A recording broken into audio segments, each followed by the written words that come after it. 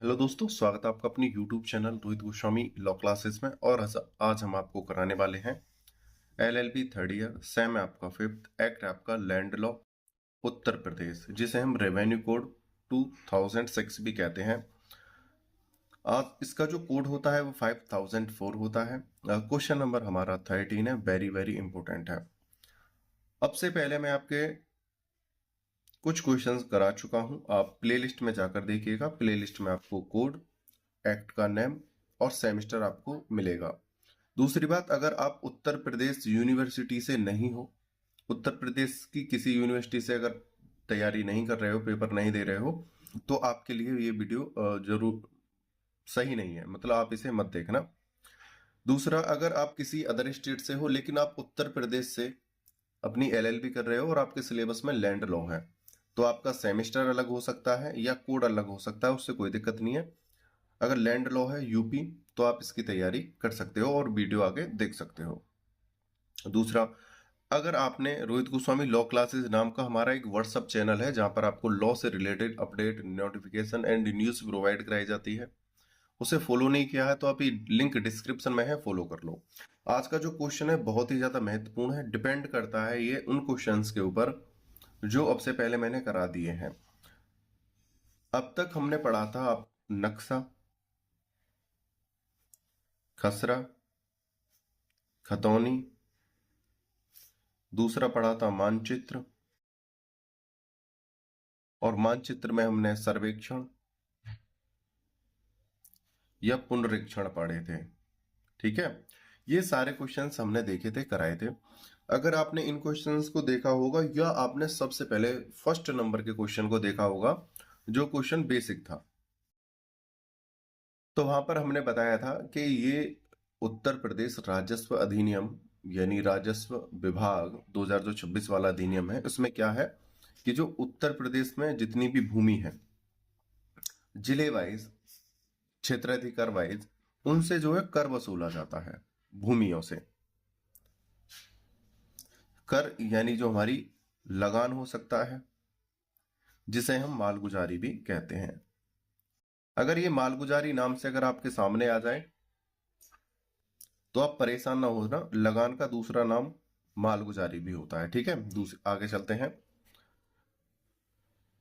अब हम इस क्वेश्चंस में देखेंगे कि मालगुजारी किस आधार पर ली जानी चाहिए, मालगुजारी देता कौन है, ठीक है, या किस मात्रा में लगती है, कहां पर जाती है, कौन लेता है और कब ली जाती है।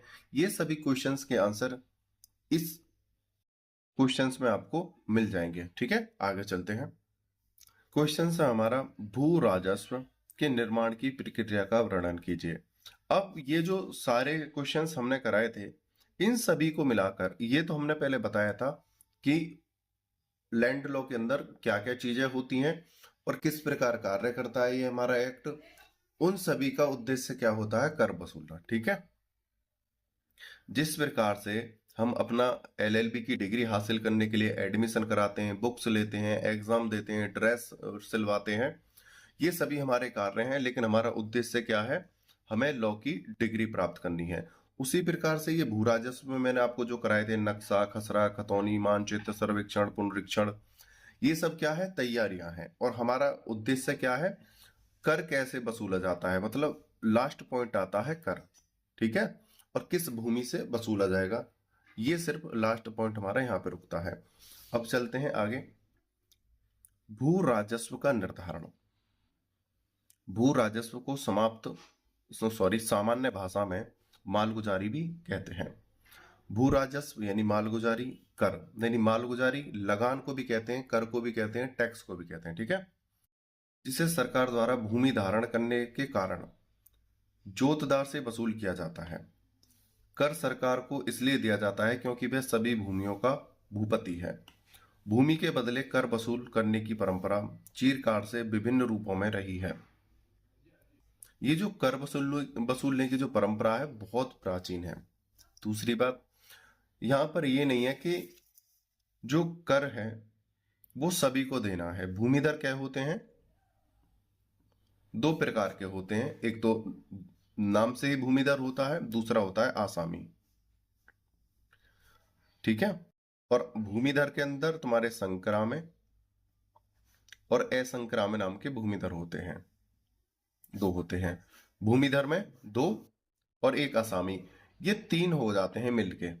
ठीक है, अगर स्टडी तौर पे पढ़ेंगे तो भूमिधर और आसामी, और भूमिधर के अंदर दो होते हैं, संक्रामय असंक्रामय। ये जो तीनों हैं, अब इन सभी को टैक्स देना है, कर देना है, चाहे वो आपकी निजी संपत्ति हो या टैक्स की संपत्ति हो या आपने लगान पे ली हो या बंटवारे में मिली हो, खरीदी हो, कोई भी भूमि हो, आपको सभी भूमि के ऊपर टैक्स सरकार को देना होता है।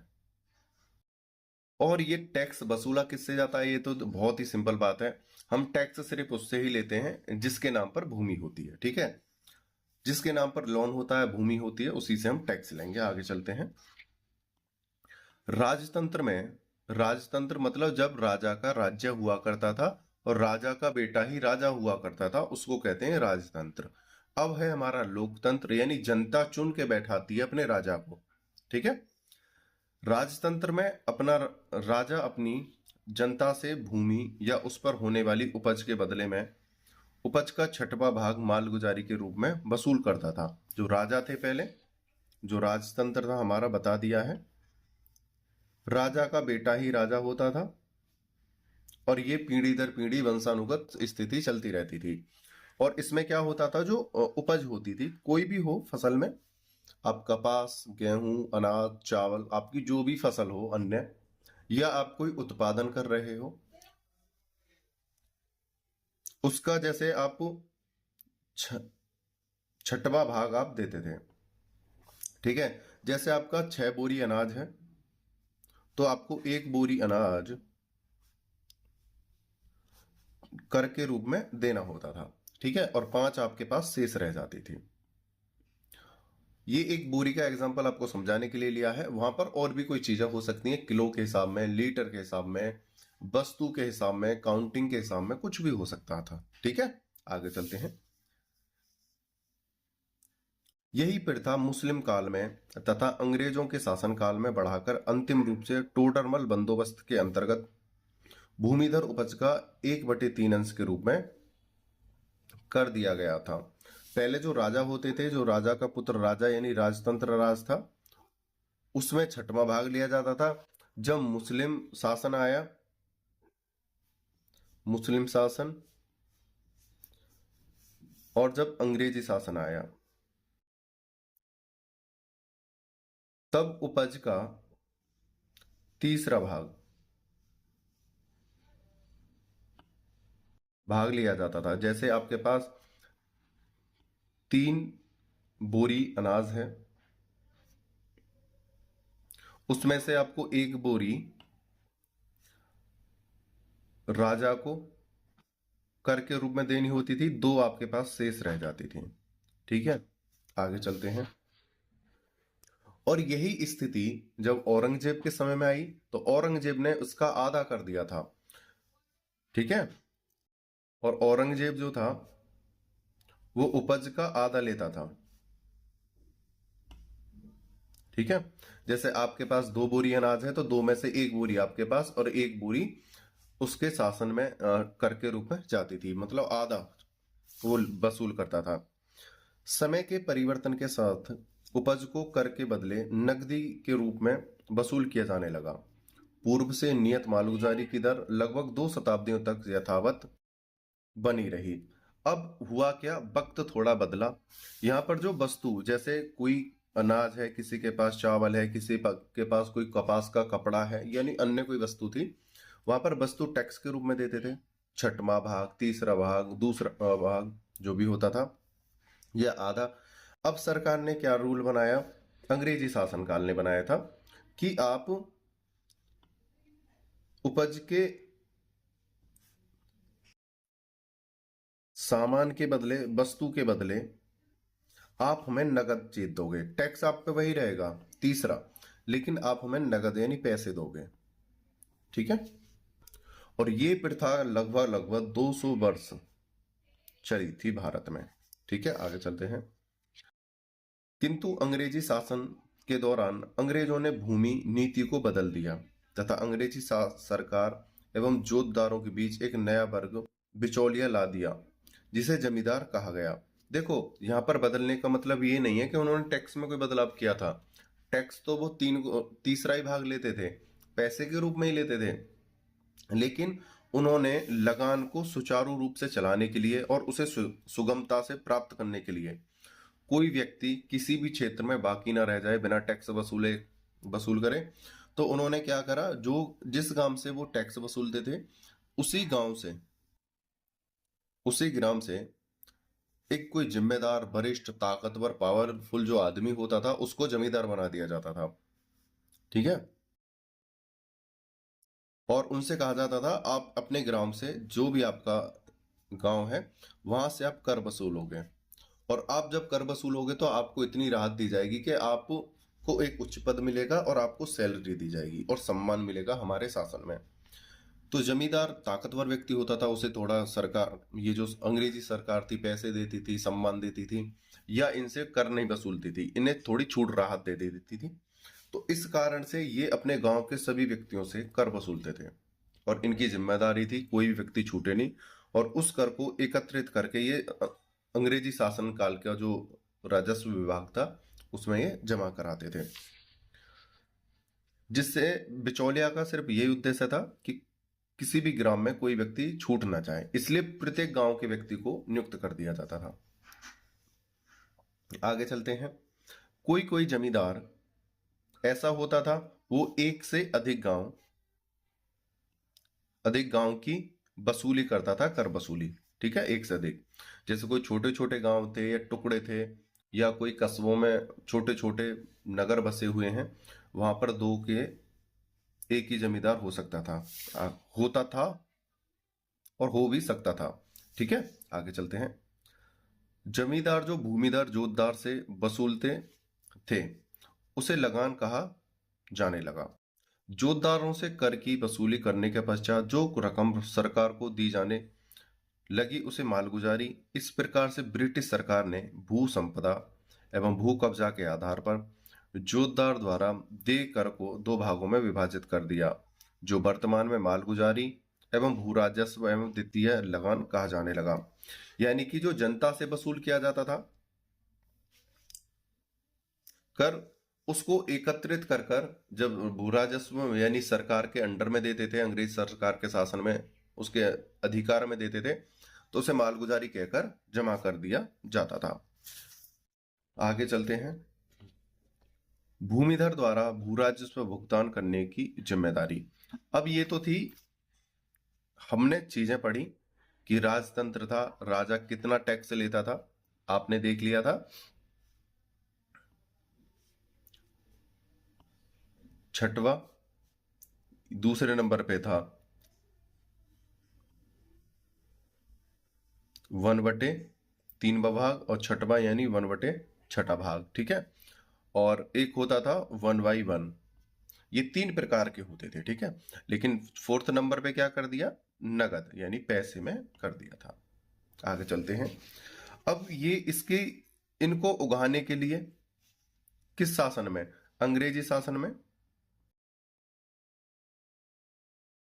एक जमींदार की नियुक्ति करी थी, जैसे अभी हमने बताया है 1 मिनट पहले। जमींदार के अधिकार में जो भी ग्राम आता था, उस ग्राम के सभी व्यक्ति अपने आप, अपनी ही मर्जी से स्वयं कर को भरने आते थे। ठीक है, अगर कोई कर नहीं भरने आता है तो जमींदार उसके पास जाता था और उस पर ब्याज लगाता था, और उसे पीटता भी था, मारता भी था। ये उन अंग्रेजों की प्रथा थी, और उनसे जबरदस्ती कर वसूला जाता था। संहिता की धारा 153 प्रावधान करती है कि कोई भी भूमिधर जो संहिता के लागू होने के पश्चात या पूर्ववर्ती अधिनियम के अंतर्गत भूमिधर रहा है, यानी कि या तो वो भूमिधर पहले से ही है, जैसे कोई कानून आया है वो पहले से ही भूमिधर है, या कानून आने के बाद वो बाद में भूमिधर बना है, दोनों ही व्यक्तियों को वह स्वयं द्वारा धारित भूमि के बदले में निर्धारित भू राजस्व सरकार के खाते में प्रतिवर्ष जमा करेगा। भू राजस्व जमा करने के जिम्मेदारी उन सभी व्यक्तियों पर होगी जिन्हें भूमि का स्वतः उत्तराधिकार, दान, विक्रय आदि किसी भी प्रकार से प्राप्त होता है। मतलब वह सभी व्यक्ति अपना कर यानी टैक्स देंगे राजस्व विभाग में, जिनको अपनी भूमि को खेती करने का अधिकार है, दान करने का अधिकार है, बेचने का अधिकार है या उत्तराधिकार के रूप में ट्रांसफर करने का अधिकार है उस भूमि पर, वह सभी व्यक्ति सरकार को यानी अंग्रेजी सरकार को टैक्स देंगे। अब यही स्थिति वर्तमान में भी है, ठीक है, वो सभी टैक्स देते हैं। आगे चलते हैं। एग्जाम्पल, यदि किसी भूमिधर की जोत को 4 भाइयों द्वारा संयुक्त रूप से मिलकर क्रय कर लिया जाता है, तो ऐसी स्थिति में चारों भाइयों द्वारा संयुक्त रूप से माल गुजारी का भुगतान किया जाएगा। देखो, कोई भूमि का टुकड़ा है, ठीक है, और ये भूमि जो है किसी ए नाम के व्यक्ति की है, ठीक है, और इसको ये भूमिधर जो है बेचता है, विक्रय करता है ना, और इसके 4 टुकड़े हो जाते हैं, 4 भाई खरीदते हैं, ये बी सी डी ई, 4 भाइयों ने एक भूमि के टुकड़े को 4 जगह डिवाइड कर लिया। अब ये चारों व्यक्ति या तो अपना अलग अलग कर दे सकते हैं भू राजस्व विभाग में अलग अलग, या ये चारों जने एक जगह इकट्ठा करके B C plus D plus E equal, ठीक है, ये अपना एक जगह कर इकट्ठा करके भू राजस्व विभाग में जमा कर सकते हैं, या अलग अलग ये चारों दे के आ सकते हैं। आगे चलते हैं। यदि 2 भाई नौकरी के कारण बाहर रह रहे हों, तो ग्राम में रहने वाले भाई का दायित्व होगा कि उक्त जोत पर लगने वाले संपूर्ण मालगुजारी यानी भू राजस्व का भुगतान सरकार के पक्ष में करे। करने के उपरांत आपस में बंटवारा कर ले या ना करे, यह उनका व्यक्तिगत मामला है। यानी कि जैसे 2 भाई हैं, एक भाई की जैसे सरकारी जॉब लग जाती है या कार्य करने के लिए बाहर विदेश चला जाए या किसी अन्य शहर में चला जाए, और वो भूमि पर खेती नहीं कर रहा है, उसका भाई जो है दूसरा वो खेती कर रहा है, तो जो खेती करने वाला भाई है उसका अधिकार है कि अपने भाई का भी टैक्स भरे अगर उसकी भूमि को वो कर रहा है, या आपने कागजों में उसका नाम चढ़ा रखा है और भूमि एक ही भाई कर रहा है, तो अधिकार तो दोनों का ही है जमा करने का, लेकिन अगर भूमि आप कर रहे हो तो टैक्स एक ही व्यक्ति भरेगा, ठीक है। आगे चलते हैं। राज्य सरकार अधिसूचना जारी करके प्रकाशित होने की तिथि से किसी भी भूमि पर लगने वाले भू राजस्व की धनराशि जमा करने की पूर्णता या अंशता उन्मोचित कर सकती है। उन्मोचित का मतलब है अगर जो राज्य सरकार है अगर वो चाहे कि अगर कहीं पर कोई दिक्कत है या कोई घटना घटित हुई है या कोई आपदा आई है, तो उस समय राज्य सरकार इन करों में उन्मोचित यानी समाप्त कर सकती है या छूट दे सकती है। आगे चलते हैं। उपरोक्त धारा के अंतर्गत भूमिधर द्वारा जोत का कृषि उपयोग में नहीं लेने के कारण भी भू राजस्व का निर्धारण किया जा सकता है। सरकार एक यहां पर बात बोली है, आपके पास भूमि का कोई टुकड़ा है और वो खाली पड़ा है, तब भी आपको टैक्स देना पड़ेगा, वो आपकी जिम्मेदारी है, आप भूमि क्यों नहीं कर रहे हो। लेकिन एक दूसरा रूल ये भी है, अगर कोई सरकारी जमीन है आपको पट्टे पर मिली है, अगर आप 2 वर्ष तक उसे खाली रखते हो तो सरकार आपके उस पट्टे को आपसे छीन लेगी, ठीक है, और वो किसी अन्य व्यक्ति को ट्रांसफर कर देगी। लेकिन यहां पर बोला है अगर आप उस भूमि पर अन्य कोई भूमि है, ये तो लगान पर थी या पट्टे पर भूमि थी, अगर सरकार कह रही है आपकी निजी भूमि है जो वंशानुगत है, संक्रामय या असंक्रामय भूमि है, अगर आप उस पर खेती नहीं कर रहे हो, खाली पड़ी है या आपने उस पर घर बना लिया है, तब भी आपको टैक्स देना पड़ेगा, या आपने कोई अन्य कार्य वहां पर उद्योग कर लिया है। आगे चलते हैं। सरकार को अधिकार प्राप्त है कि शमशान या कब्रिस्तान के बदले भू राजस्व जमा करने से उन्मुक्ति प्राप्त कर दें। उन्मुक्ति होता है माफ करना, ठीक है, यहां पर लिख देता हूं माफी, माफ करना। लेकिन इसकी जांच कलेक्टर प्रतिवर्ष करेगा। यहां पर बोला है जो शमशान होते हैं हमारे,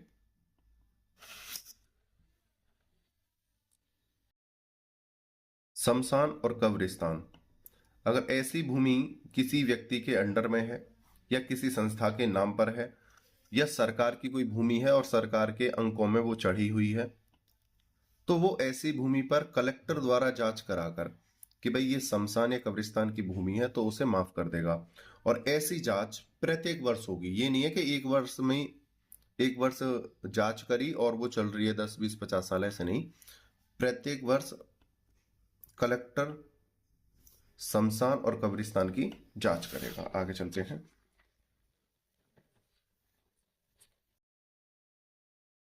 भूमिधर द्वारा देय मालगुजारी नई संहिता की धारा 154 के अनुसार प्रत्येक व्यक्ति जो इस संहिता के लागू होने से पहले भूमिधर रहा हो तो वह जैसा कि पहले भू राजस्व की अदायगी राज्य सरकार को कर रहा था उसी अनुरूप भू राजस्व का देनदार होगा। एक चीज मैंने अभी आपको बताई थी 1 मिनट पहले इसी क्वेश्चन में, अभी हमने बताया था अधिनियम, यानी अधिनियम को हम संहिता भी कहते हैं। संहिता के प्रवर्तन, प्रवर्तन का मतलब होता है लागू, लागू से पहले या लागू के बाद अगर कोई व्यक्ति, एक तो होता है को जैसे कोई व्यक्ति अपना कर दे रहा था और उसी समय एक नई संहिता लागू हो जाती है और जैसे वो पहले कर दे रहा था वो उसी प्रकार से अपना कर देता रहेगा, उसमें कोई भी बदलाव नहीं होगा। दूसरा, कोई संहिता लागू हुई और उसके बाद किसी व्यक्ति ने कोई भूमि खरीदी या दान में मिली या अन्य प्रकार से कोई भूमि उसके प्राप्त आती है तो जो संहिता में नियम बनाए गए हैं उस नियम के अनुसार से वो अपना कर देगा। ध्यान रखना इन दो बातों को, कर दोनों ही देंगे। संहिता के आने से पहले वाले व्यक्ति भी कर देंगे और संहिता के आने के बाद भी जो भूमि प्राप्त होती है उसमें भी व्यक्ति कर देंगे। लेकिन जो पहले वाले व्यक्ति हैं जो पहले तरीके से कर दे रहे थे उनमें कोई बदलाव नहीं होगा, वो पहले तरीके से ही देते रहेंगे। लेकिन संहिता के बाद जो संहिता में रूल है उसके अनुसार वो कर देंगे। प्रत्येक व्यक्ति जो इस संहिता के लागू होने से पहले, ध्यान से देखना, होने से पहले भूमिधर रहा हो तो वह जैसा कि पहले भू राजस्व की अदायगी राज्य सरकार को कर रहा था उसी अनुरूप भू राजस्व का देनदार होगा। जब कोई व्यक्ति संहिता के लागू होने के पश्चात यानी बाद संबंधित भूमि को क्रय यानी खरीदता है, दान करता है या हिबा, हिबा का मतलब ही दान, या उत्तराधिकार के द्वारा भूमिधर अधिकार प्राप्त करता है तो ऐसा भूमिधर पूर्व निर्धारित भू राजस्व का भुगतान राज्य सरकार को करेगा। ठीक है, यहां पर बोला है पूर्व निर्धारित। भाई संहिता लागू होने के पहले, होने के बाद अगर किसी को भूमि प्राप्त हुई है तो ये तो यही बोला जाएगा ना पूर्व में जो नियम लागू करे हैं। पूर्व में कौन से? भाई अगर किसी व्यक्ति को इस क्षेत्र में बाद में ये संहिता लागू हुई, संहिता लागू होने के बाद में कोई भूमि मिली है, भूमि कैसे मिल सकती है? क्रय कर सकते हो, दान कर सकते हो या उत्तराधिकार में, सॉरी उत्तराधिकार, दान में प्राप्त कर सकते हो, क्रय कर सकते हो या उत्तराधिकार में प्राप्त हुई हो। तो ये संहिता के बाद में प्राप्त हुई है तो यहां पर कहा जाएगा जो पूर्व में ये विधि जो लागू हुई है उसके अनुसार वो कर देगा। ठीक है, और इससे पहले जो व्यक्ति किसी भी प्रकार से उसके पास अधिकार था, चाहे उसे किसी प्रकार से भूमि मिली हो और अधिनियम के पहले से वो कर दे रहा है तो वो पहले तरीके से कर देता रहेगा। भू राजस्व में परिवर्तन नई संहिता की धारा 155 के अनुसार, आगे देखते हैं। जहां जोत नदी क्रिया में समाहित हो जाए या सूखा, अति वर्षा या अन्य किसी प्राकृतिक कारण से फसलों की उत्पादकता में कमी या वृद्धि हो जाने के बाद निर्धारित प्रक्रिया का पालन हुए भू राजस्व में परिवर्तन किया जाएगा। यहां पर बोला है जैसे कोई भूमि का टुकड़ा नदी के पास होता है और बाढ़ आ जाती है और वो नदी में समाहित हो जाता है, नदी में डूब जाता है, चला जाता है। ऐसी भूमि का सूखा में किसी फसल का बेकार हो जाना या अति ओलावृष्टि या बारिश के कारण फसल का खराब हो जाना या कोई प्राकृतिक आपदा आ जाए या कोई व्यक्ति शारीरिक या मानसिक कोई आपदा व्यक्ति के ऊपर आ जाए तो ऐसी स्थितियों में जो व्यक्ति कर भरने वाला था उसको कुछ राहत दी जाएगी। ठीक है, या उसे या तो उन्मोचित यानी उसे माफ कर दिया जाएगा या कुछ समय के लिए राहत दी जाएगी, दोनों ही बात हैं। उसमें क्या है, कर में फेरबदल कर दिया जाएगा। आगे कतिपय मामलों में भू राजस्व की छूट नई संहिता की धारा 156 के अनुसार संहिता में किसी उपबंध के होते हुए भी, उपबंध यानी नियम, होते हुए भी किसी परिवार के प्रत्येक सदस्य को जिसके सदस्यों द्वारा भूमिधर के रूप में धृत यानी धारण भूमि का क्षेत्रफल 1.26 हेक्टेयर से अधिक ना हो, राज्य सरकार को भू राजस्व का भुगतान करने से छूट दी जाएगी। यहाँ पर बोला है जो भूमिधर हैं उन्हें किर्य करी हो, दान में मिली हो या उत्तराधिकार में कोई भूमि मिली है और उनका जो भूमि का जो टुकड़ा है 1.26 हेक्टेयर के बराबर है, तो ऐसे भूमिधरों को, छोटे भूमिधरों को कर या टैक्स नहीं देना होगा। आगे चलते हैं। कृषि विपत्ति होने पर भू राजस्व में माफी या स्थगन संहिता की धारा 157 के अनुसार, संहिता की धारा 156 के अनुसार नंबर 1, राज्य सरकार कृषि संबंधी विपत्ति आने पर जिससे किसी ग्राम या ग्राम के भाग की फसलों पर प्रभाव पड़े, ऐसी विपत्ति से प्रभावित किसी जोत के संपूर्ण भूभाग या उसके किसी भाग को किसी भी अवधि के लिए माफ कर सकती है या उसे स्थगित कर सकती है। हमने यहाँ पर देखा है कृषि विपत्ति के समय भू राजस्व यानी कर, अगर विपत्ति आती है तो क्या होगा, तो धारा 157 कहती है कोई भी आपदा आए, जैसे भी मैंने बताई है, बाढ़, प्राकृतिक आपदा, ओलावृष्टि, भूकंप, शारीरिक, मानसिक या कोई बाढ़ आ जाए, उसमें अगर कोई भूमि की फसल खराब होती है, किसी जोतदार की फसल खराब होती है, या तो उसे माफ कर दिया जाएगा या उसे कुछ समय के लिए, अगर थोड़ी बहुत नुकसान हुआ है तो कुछ समय के लिए स्थगित कर दिया जाएगा। दूसरा है, इसी प्रकार राज्य सरकार किसी ग्राम या उसके भाग में जहां ऐसी विपत्ति आई हो, असामी द्वारा ग्राम पंचायत को देय लगान माफ कर सकती है या उसे किसी अवधि के लिए स्थगित कर सकती है। उसी प्रकार से आसामी होता है जो छोटा काश्तकार होता है, ठीक है, उसके अधिकार बहुत सीमित होते हैं। आसामी मैंने कराया है, आप जाके देखना। आसामी व्यक्ति को भी इस प्रकार की छूट प्रदान की जाएगी कि जो जमींदार है यानी जो अधिकारी, क्षेत्र अधिकारी जो वहां का होता है, लेखपाल, वो उससे आसामी से टैक्स ना ले, या कोई जो भूमिधर है गांव में कोई किसी व्यक्ति को लगान पर दे देता है, लगान पर भूमि सरकार भी दे सकती है, सही है, राज्य सरकार जो लगान पर दे सकती है भूमि, या गांव में ही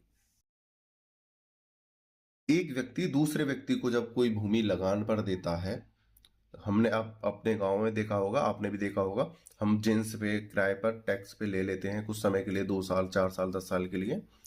तो ऐसे व्यक्तियों के लिए भी यहाँ पे रूल है कि अगर कोई आपदा के कारण स्थिति खराब हो जाती है, भूमि खराब हो जाती है, जैसे सूखा पड़ जाना, फट जाना भूमि का, या बाढ़ में डूब जाना, या फसल का खराब हो जाना, उस समय पर जो भूमि का मालिक होता है, जिसने किराए पर भूमि को दिया हुआ है, वो भी टैक्स से माफी दे देगा। आगे चलते हैं। कतिपय दशाओं में लगान में परिवर्तन करने की राज्य सरकार की शक्ति। नई संहिता की धारा 158 के अनुसार जब कभी भू राजस्व में धारा 155 के अधीन वृद्धि या कमी हो जाए या धारा 157 के अधीन माफी दी जाए या उसे स्थगित किया जाए, तब राज्य सरकार ग्राम पंचायत के आसामी से भिन्न आसामी द्वारा दे संपूर्ण लगान या उसके किसी भाग में वृद्धि या कमी कर सकती है या माफ कर सकती है या उसे स्थगित कर सकती है।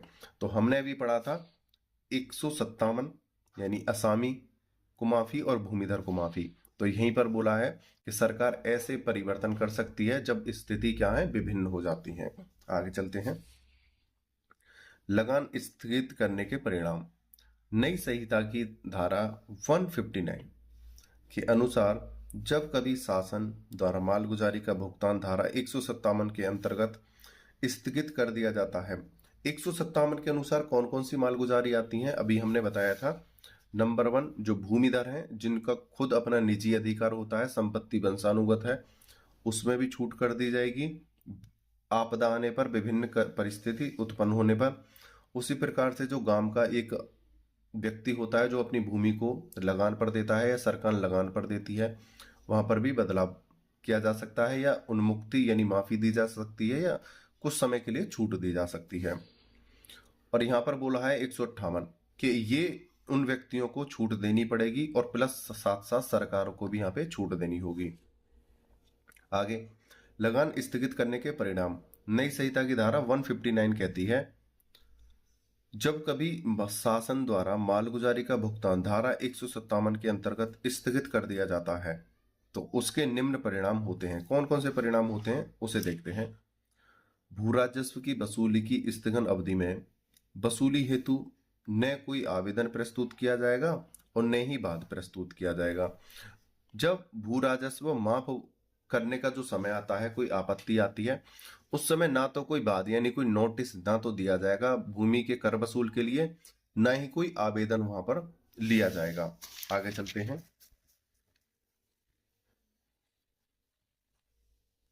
दूसरा पॉइंट है, भू राजस्व की वसूली के स्थगन के दौरान वसूली बाद के प्रस्तुत किए जाने में निर्धारण परिसीमा काल की संगणना में अवधि शामिल नहीं की जाएगी। और यहाँ पर बोला है, अगर कोई भू राजस्व में के वसूली के स्थगन का समय है तो वहां पर कोई भी संगणना शामिल नहीं की जाएगी।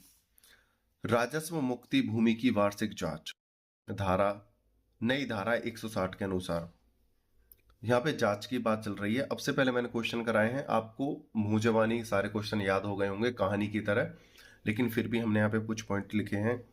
कलेक्टर भू राजस्व के भुगतान से मुक्त समस्त भूमि के मामले की प्रतिवर्ष जांच करेगा। यानी कलेक्टर जांच नहीं करेगा, कलेक्टर आदेश देगा लेखपाल को, लेखपाल अपने क्षेत्र में जाकर प्रतिवर्ष 3 बार फसलों की जांच करेगा और उसमें जो बदलाव हैं उनको वहां पर लिखेगा। दूसरा, कहा यही जाएगा कि कलेक्टर ने जांच करी है, लेकिन करता कौन है? लेखपाल। ये नहीं कलेक्टर फीता लिए लिए घूमेगा खेतों में, नहीं।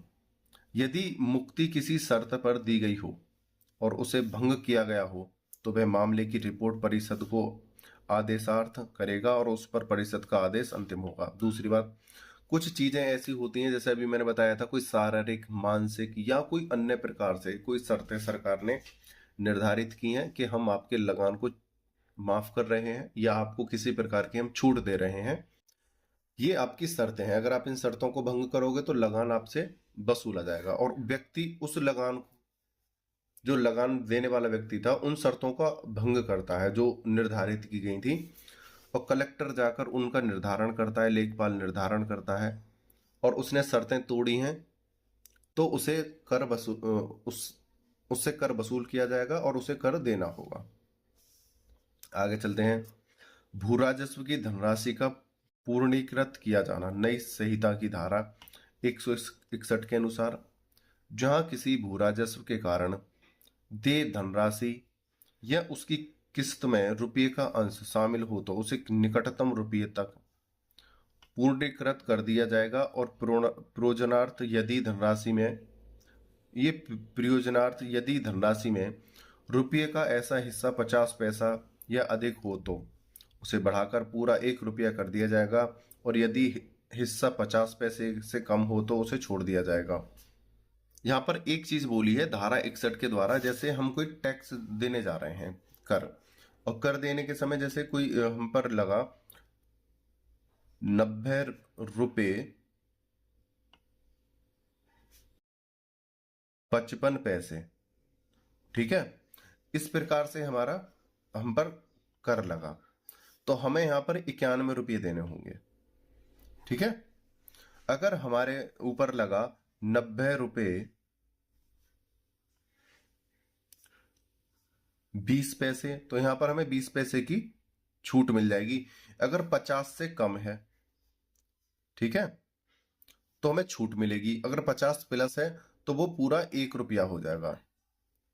उसी प्रकार से जैसे 2 रुपये 4 रुपये 10 रुपये, जैसे 1,20,000 का हमारा कर है तो यहां पर हमें 20 रुपए की छूट मिल जाएगी, हमें 1,00,000 रुपया भरना पड़ेगा।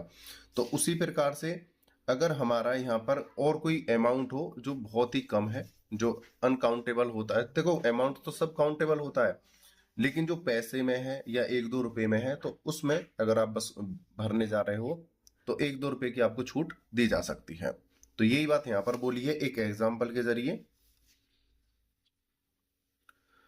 जहां किसी भू राजस्व के कारण देय धनराशि या उसकी किसी किस्त में रुपये का अंश शामिल हो तो उसे निकटतम रुपये तक पूर्णीकृत कर दिया जाएगा, और प्रयोजनार्थ धनराशि में रुपये का ऐसा हिस्सा 50 पैसा या अधिक हो तो उसे बढ़ाकर पूरा रुपया कर दिया जाएगा, और यदि ऐसा हिस्सा 50 पैसे से कम हो तो उसे छोड़ दिया जाएगा। जैसे हम किसी से 1 लाख रुपए लेते हैं और वो 1 लाख रुपए 20 रुपए हो जाते हैं, ब्याज के तौर पर 20 रुपए की ब्याज हो गई, और उसे हम देने गए तो वो बोलेगा चल यार 20 रुपए क्या देगा, तू 1 लाख रुपए ही मुझे दे दे, ठीक है। उसी प्रकार से यहाँ पर बोला है, अगर निकटतम अमाउंट ऐसा है कि वो 1 रुपया बनने वाला है, जैसे 88 पैसा, 98 पैसे, 91 पैसे, तो इसको 1 रुपया में ही कन्वर्ट कर दिया जाएगा, और 50 पैसे से कम है तो उसे छोड़ दिया जाएगा। आदेशों का अंतिम होना। नई संहिता की धारा 162 के अनुसार इस अध्याय 11 के अधीन राज्य सरकार का प्रत्येक आदेश अंतिम होगा और उस पर किसी न्यायालय में आपत्ति नहीं की जाएगी। यानी यहां पर बोला है जो राज्य सरकार जो अंतिम आदेश देगी, भाई अंतिम आदेश कब देगी, जब कलेक्टर या लेखपाल द्वारा जांच कर ली जाए या पुनरीक्षण कर लिया जाए, उसके बाद जो भी आदेश आता है उसको अंतिम समझा जाएगा और उसमें कोई भी फेरबदल नहीं होगा। उम्मीद करता हूं यह क्वेश्चन आपको समझ में आया होगा। समझाने का मैंने पूरा प्रयास किया है। अगर किसी को कोई डाउट होता है तो वो इस कारण से होगा कि आपने पहले की वीडियोस नहीं देखी हैं, तो आप प्लेलिस्ट में जाना और पहले वाली वीडियोस को देखना। अगर कोई प्रोनाउंसिएशन में अगर उच्चारण करते समय अगर एक आध शब्द ऊपर नीचे हो जाता है या गलती से कुछ और निकल जाता है तो आप उसे ना समझने का प्रयास करा करो, क्योंकि थ्योरी है, जब हम बोलते रहते हैं तो एक आध शब्द ऊपर नीचे हो जाते हैं, ये मैं भी मानता हूँ और आप भी कैच करते हो उन चीजों को, तो उन्हें माइंड मत करा करो, आप देख लिया करो थोड़ा रोक के कि एक आध शब्द ऊपर नीचे हो गया है या कोई शब्द त्रुटिवश गलत बोल दिया है तो आप उसे एडजस्ट कर लिया करो, है ना। हालांकि कोई भी व्यक्ति नहीं चाहता है कि वो गलत करे। आपने वीडियो को अंत तक देखा है उसके लिए धन्यवाद, और आप रोहित गोस्वामी लॉ क्लासेस नाम के चैनल को फॉलो कर लो। ये व्हाट्सअप चैनल है, लिंक डिस्क्रिप्शन में है, और किसी को पीडीएफ चाहिए तो व्हाट्सअप नंबर पे मैसेज करके हमसे खरीद सकता है। और ज्यादा से ज्यादा इसे शेयर करो वीडियो को। आपने वीडियो को अंत तक देखा, मुझे अच्छे से सुना, उसके लिए धन्यवाद। टेक केयर, बाय बाय, जय हिंद, जय भारत।